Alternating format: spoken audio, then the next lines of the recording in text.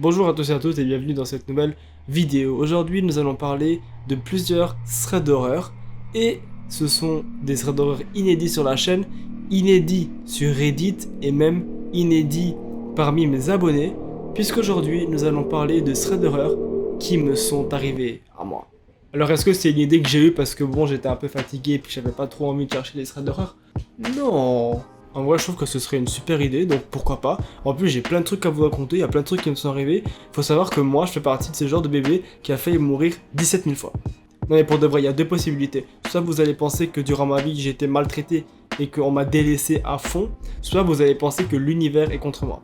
Genre, je suis le mec le plus poisseux et malchanceux parfois, c'est incroyable. Aussi, j'ai investi dans l'Ethereum, qui est de la crypto-monnaie, et je me suis dit, je vais gagner un peu d'argent et tout. L'Ethereum a perdu 10%, il n'a jamais été aussi bas. Et vous allez voir que cette malchance n'arrive pas que à 20 ans, puisque depuis que je suis né, j'ai l'impression qu'il y a un esprit derrière moi qui essaie de me buter. La première histoire, les amis, qui est du coup une histoire qui est racontée par moi. La première histoire, c'est moi, qui était parti avec mon père.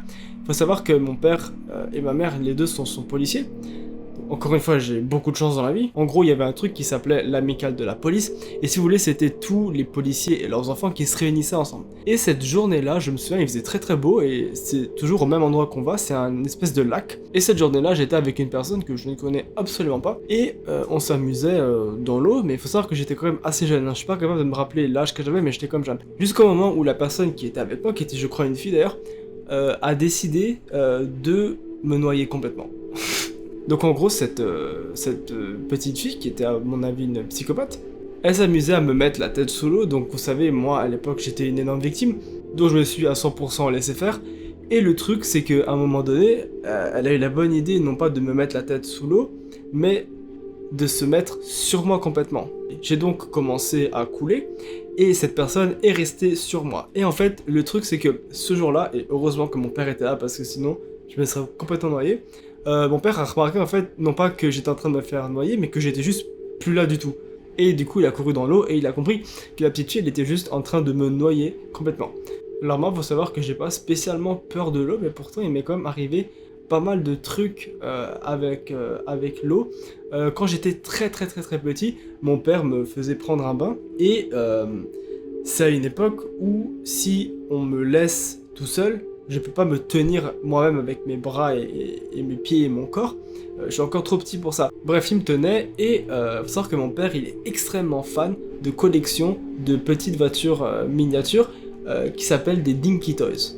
Alors si vous êtes incroyablement vieux, vous savez probablement ce que c'est. Mais quand je vous dis qu'il aime ses voitures, il aime vraiment beaucoup ses voitures. Parce que ce jour-là, il m'a laissé dans le bain tranquillement. Et il est descendu juste 5 secondes pour aller voir la voiture miniature que le facteur lui avait apportée.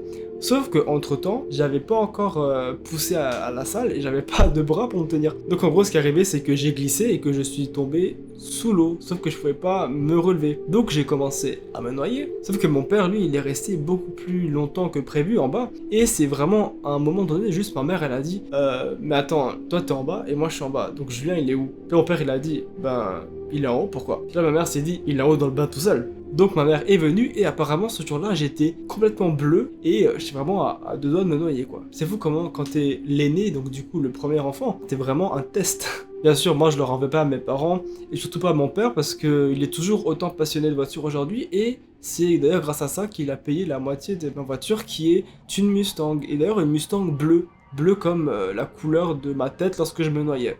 C'est beau non? Sinon, il y a une autre fois où, vous savez, dans les magasins, il y a toujours ces portiques électriques qui tournent. Et en fait, quand j'étais petit, j'avais eu une incroyable idée. Moi, je sais que j'étais un génie extrêmement précoce. Et j'avais vraiment décidé que cette journée-là, je voulais tester un truc. C'était de mettre ma tête entre les deux. Donc, je sais pas si vous saviez, mais il y a une sécurité qui est que si quelque chose passe entre le portique et la paroi vitrée, ça s'arrête par sécurité. Maintenant, il y a autre chose qu'il faut que vous sachiez, c'est que c'est complètement faux. Moi j'avais eu du coup la bonne idée de foutre ma tête entre les deux, donc il a continué à tourner, puis moi ma tête elle commençait à aller de plus en plus vers la paroi vitrée, et du coup apparemment c'est un gars qui passait juste par là qui m'a juste tiré avant que je me fasse décapiter quoi en fait. Du coup là je suis en train de penser, mais peut-être que c'était un dysfonctionnement du machin, parce que théoriquement quand tu fous ta main devant c'est censé s'arrêter. Il y a une autre histoire qui celle-là effectivement pourrait plus s'apparenter à un thread d'horreur. Enfin, au début de la vidéo, ça fait seulement 25 minutes que je tourne.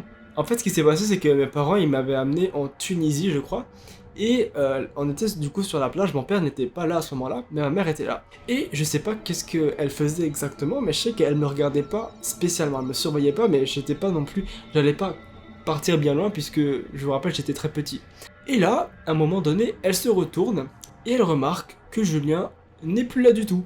Donc elle me cherche un peu sur la plage et en fait elle remarque qu'il y a un groupe de femmes qui m'a littéralement pris et qui est parti avec moi.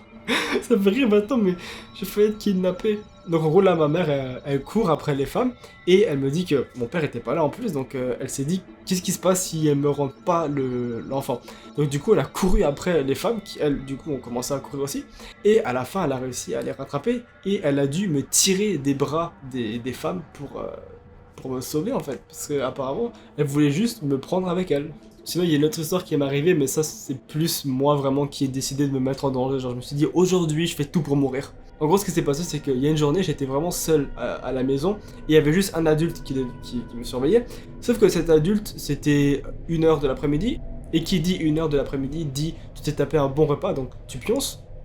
Donc en gros, cette personne était tranquillement en train de dormir sur le canapé, et moi, j'étais en haut dans ma chambre. J'étais en train de jouer tout seul au frisbee. Alors, j'ai juste une question pour toi, Julien du passé. Quel est le putain d'intérêt de jouer au frisbee à l'intérieur? Donc du coup je m'amusais apparemment à jouer au frisbee à l'intérieur, sauf que j'avais eu aussi l'excellente idée, parce que c'était en été, d'ouvrir la fenêtre. Donc ce qui devait arriver arriva, le frisbee est sorti par la fenêtre, et il faut savoir que moi en fait ma chambre elle était au dernier étage, et que ma fenêtre elle était juste à côté du toit du garage qu'on avait. Donc en gros mon frisbee il est sur le toit, et qu'est-ce que je fais? Naturellement, je passe par la fenêtre, je me fous sur le toit à 15 mètres de hauteur et je commence à marcher pour chercher mon frisbee. Est-ce que vous vous rendez compte que maintenant à 20 ans je suis pas capable de faire ça et qu'à l'époque ça ne me faisait absolument pas peur, genre j'étais vraiment un gars de film d'action. James Bond, je te prends direct. Donc en gros moi je suis en train de chercher le frisbee, sauf que j'y suis allé dans un sens et que le toit c'est un toit en piqué, ce qui veut dire que c'est facile d'aller chercher le frisbee. Maintenant que je suis au milieu du toit, comment je fais pour me retourner? J'ai donc décidé tranquillement de partir en arrière à 15 mètres du sol avec mon frisbee, et à ce moment-là, ma mère est arrivée, donc en plus j'ai essayé de me cacher sur le toit, ce qui n'a absolument pas marché, et je me suis pas fait défoncer, la personne qui devait me garder s'est fait défoncer, et ça vous voyez c'est une bonne maman, parce que c'est pas vraiment de ma faute. Et voilà les amis, cette vidéo est à présent terminée, c'était la petite vidéo du dimanche un petit peu décontractée. La semaine prochaine on aura de nouveau du lourd, des threads d'horreur bien flippants. Passez une bonne fin de semaine, passez un bon dimanche. J'espère que vous aurez quand même apprécié la vidéo. On se retrouve dans un prochain thread d'horreur. Et d'ici là, abonnez-vous si c'est pas fait. Mettez la cloche, Instagram, vous savez tout ça. Passez un bon dimanche. Salut tout le monde.